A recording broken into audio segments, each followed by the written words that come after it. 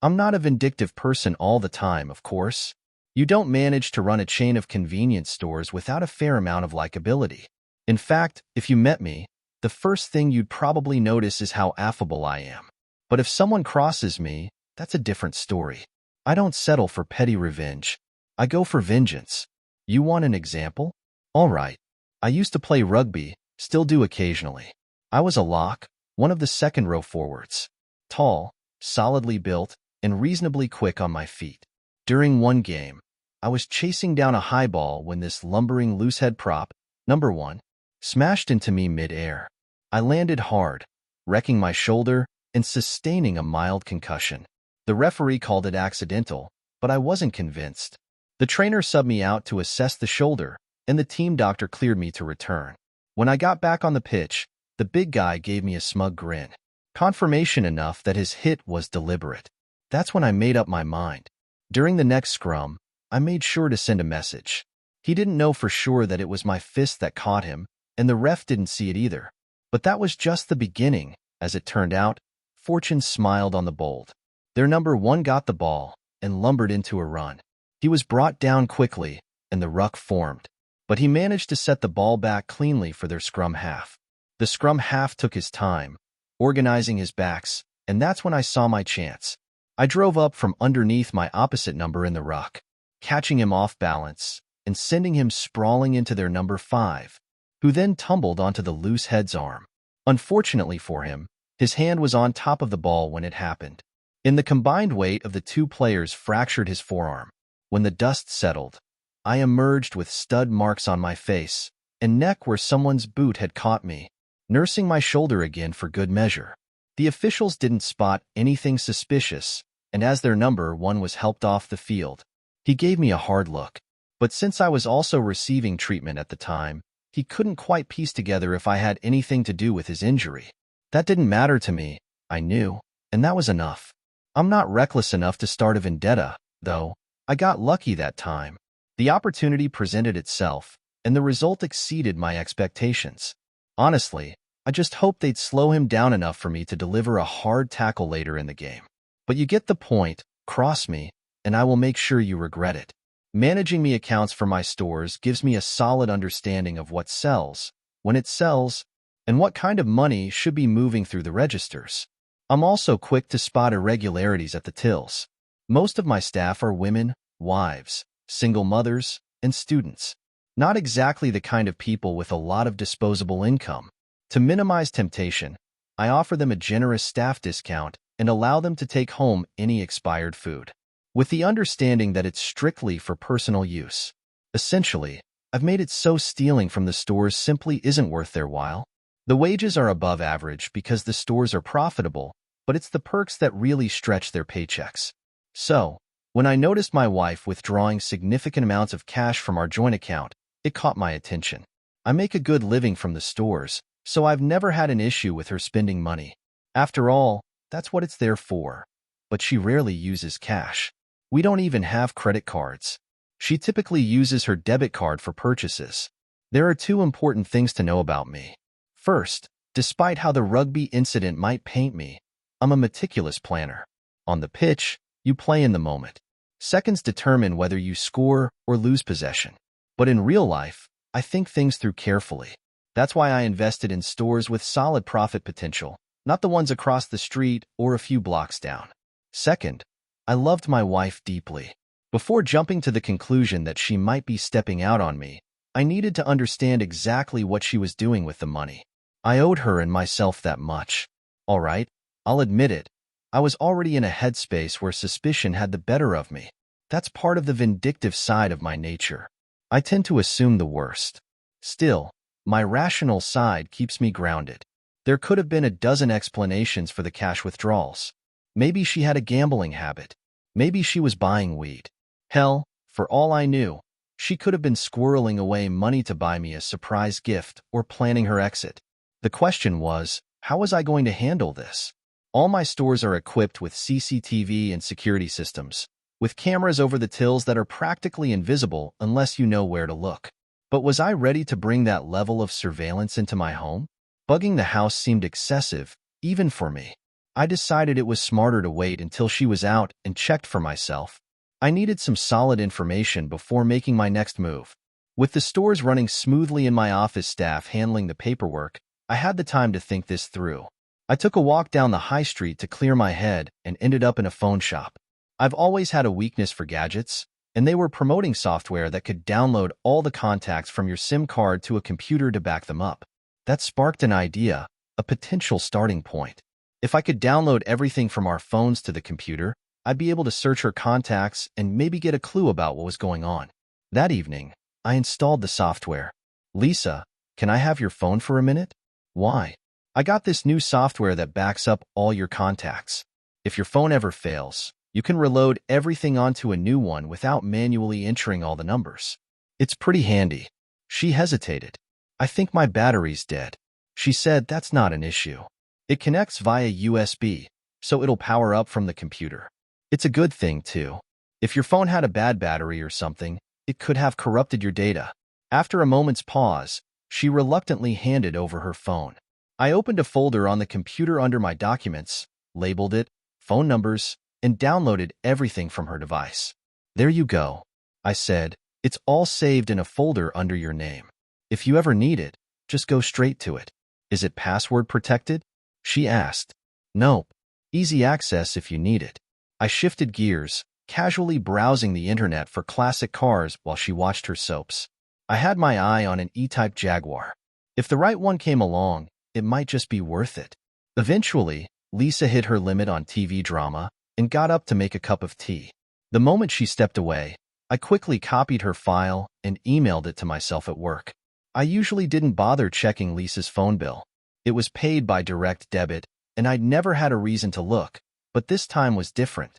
I grabbed the folder from the desk drawer and took it to work. My first step was to go through her phone numbers, and it didn't take long to spot the problem. The moment I saw the name Mark Donovan, I knew. A quick look at her phone records confirmed it. She was calling him a couple of times a day. Mark Donovan wasn't just a competitor in the convenience store business. He was also a football player. And to me, as a rugby man, that made it worse. Now I needed to confirm what I suspected, that Lisa was having an affair and worse, using my money to fund it. Following them myself wasn't an option. I could take time off work without an issue, but I'm a big guy. I'd stand out like a sore thumb if I tried tailing them. A private investigator seemed like the only solution. I flipped through the yellow pages and found a company in a town about 10 miles away. I deliberately avoided the firm that handled my store security, even though they were the best in town. Chances were Donovan used them too, and I didn't want to risk a conflict of interest. I booked an appointment and brought along a couple of photos of Lisa. The PI was an ex-cop, judging by his demeanor, and seemed fairly successful. Though for all I knew, he could have been a flash get bluffing his way through. It didn't matter. All I needed was proof of the affair. He didn't need to be Sherlock Holmes. He estimated it would take about a week and asked for a 1,000-pound retainer, which I paid without hesitation. On my way home, I noticed the fuel gauge was low and pulled into a small petrol station to fill up. As I filled up the car, I looked around and couldn't help but feel I was staring at an untapped gold mine. The place had potential. When I went inside to pay, I realized it was a small, family-run operation. Just a husband and wife team in their 60s. We struck up a conversation, and it wasn't long before they admitted they were looking to retire, but hadn't taken any steps to sell the business. I asked for their price. Quickly calculated it was about 250,000 pounds below what the place was worth, and suggested they get a professional valuation. Before leaving, I handed them my card. Look, I'm a businessman, but I've got to face myself in the mirror every morning. I might have a vindictive streak, but I don't exploit people and I don't cheat. Well, not much. A week later, I got 2 important phone calls. The first was from Mr. and Mrs. Harrison, sounding almost sheepish. They told me the valuation confirmed the figure I'd mentioned. They seemed stunned when I agreed to their price without hesitation and asked for their solicitor's details to get the ball rolling. The second call came from my PI, and it was less pleasant. He confirmed Lisa was cheating, but not just with Mark Donovan. She'd met another man for lunch, and then spent the evening with Mark while I was at training. I instructed the PI to dig deeper and get me more details. Later, I drove down to settle up with the PI and check out my potential new acquisition. The investigator handed me photos of Lisa with Mark and the other guy. The pictures showed them in public. No explicit proof of infidelity yet, but damning enough. I handed over another £1,000 and told him to get me something concrete for court. You're a futile evidence of the affair and the identity of the second man. I played it cool for another week, continuing to perform my husbandly duties in the bedroom. A shag's a shag, and you take it when it's on offer. Lisa didn't act noticeably different, neither more hesitant nor more eager.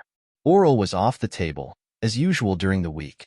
I wasn't too concerned about STDs since we always used condoms. Lisa refused to go on the pill, claiming it made her gain weight. By Friday, the PI delivered the final pieces of the puzzle.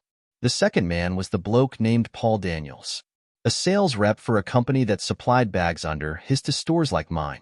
Sewing kits, small rolls of insulation tape, electrical fuses, that sort of thing. Lisa had visited his flat twice that week.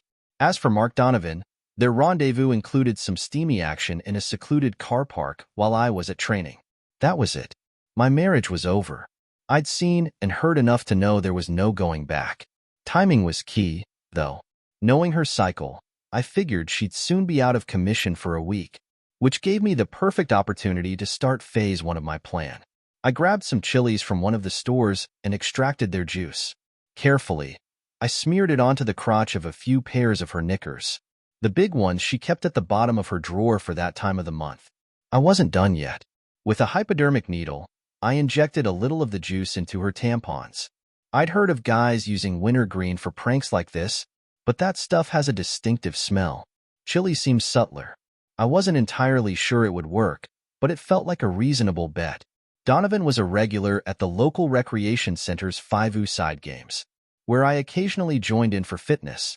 My lack of finesse with the ball was a running joke, but I made up for it with speed and endurance. Goalkeeping rotated, so everyone got a fair workout, and my rugby background gave me an edge when it was my turn. Donovan, full of confidence, thought he could run circles around me. He was slick with the ball, no question, but when he came in close while I was in goal, he couldn't find a way past. He tried sticking the boot in a couple of times. I made a point of drawing attention to it. Nothing dramatic, just laughing it off, but the message was clear. When the opposing team scored, we switched keepers. Donovan kept trying to get under my skin, taunting me. When he pressed in to steal the ball, I was a bit loose with my footwork, clipping his ankle lightly. Later, when he had possession, I accidentally body-checked him hard enough to send him sprawling. Naturally, I apologized, blaming my lack of experience. With the faster pace of 5-a-side, and even helped him up. He didn't take it well, but the others backed me up. They'd seen his earlier cheap shots. The next game, Donovan upped the ante with a reckless tackle aimed at taking me out. I saw it coming and timed my move. As he lunged, his foot slammed down where my ankle should have been, but instead, his knee collided with my upswinging boot. The force and momentum caused his knee to twist in ways it wasn't designed to. The sound of tearing ligaments and cartilage was unmistakable, followed by his screams. Once again, I put on a show of concern, apologizing profusely for the accident, but no one else was buying his act. They'd all seen him try to injure me, and they made it clear he had only himself to blame. We called him an ambulance, and I even offered to drive his car home for him. Just to be helpful, of course. He refused, naturally, but the damage was done. By this point, Lisa was feeling the effects of the tampered knickers and tampons. The chili juice was clearly doing its job, and she was visibly uncomfortable. After a couple of days, she finally went to the doctor. Of course, the doctor had no idea about the real cause and prescribed her a cream, which he discreetly stashed in her handbag. I hadn't tampered with all her tampons to avoid making it too obvious when her period ended. When I got back from football one evening, I found her sitting on the sofa, fuming, her face a storm of anger. "You scum sucker. Who is she?" She snapped. "What?" I replied, feigning ignorance. "Don't play dumb. You've given me syphilis. Who is she? I'm going to take you to the cleaners. You treating piece of shit. I'll take every penny you've got." "Wasn't me," I said calmly. Must have been Mark Donovan or Paul Daniels. The mention of their names hit her like a ton of bricks. Her anger crumpled into shock. What? You know? She stammered. Without a word, I opened my briefcase and handed her a copy of the private investigator's report. Pack your things and get the hell out of my house, I said coldly. Tears welled up as she broke down completely. Where am I supposed to go? She wailed. That's not my problem, I shot back.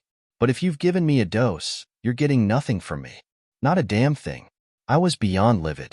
As I mentioned earlier, Lisa refused to use the pill because she was worried about gaining weight. So we relied on condoms for birth control. If she had something now, it meant she'd been screwing them bareback. Disgusting. Serves her right. I grabbed a roll of bin bags from the kitchen and headed upstairs to the bedroom.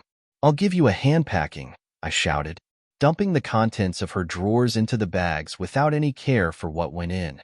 I just shoved everything in, unceremoniously. Once I had all her things packed up, I loaded them into her car, took her keys, yanked the house key off the ring, and kicked her out. I slammed the door behind her, fuming, grabbed a beer, and sank into the recliner. I'd known about her cheating, but having it thrown in my face like that was enough to push me over the edge. It felt like my heart had been ripped out. I drank heavily to numb the pain. When I woke up the next morning, I was left to face the aftermath. Surprisingly, my hangover wasn't as bad as I expected, probably thanks to my fitness. I went into work feeling down and out. I took care of the usual tasks, made an appointment with my solicitor, and then closed my office door to think through my next steps. Oddly, I didn't feel the need to take revenge on Lisa, Donovan, or Daniels. I just felt empty. My staff noticed my mood right away, and Big Mary, the store's unofficial agony aunt, was sent to have a word with me. In her late 50s, had seen it all, and was one of those no-nonsense, motherly types who didn't let anyone get away with anything. She sat down across from me, waiting for me to speak. All right. Lisa's been cheating, and I kicked her out. That's it. I'm not going to do anything rash, so you don't need to worry, I said. Maybe not now, but I know you, Mary replied. Give it some time, and you'll do something that'll land you in jail. Who's she been seeing? Mark Donovan, and some guy called Daniels. Oh shit. You aren't planning to crack skulls, are you? I chuckled. Actually, I busted Donovan's knee last night. Oh Christ. Are the police involved? No. I laughed again.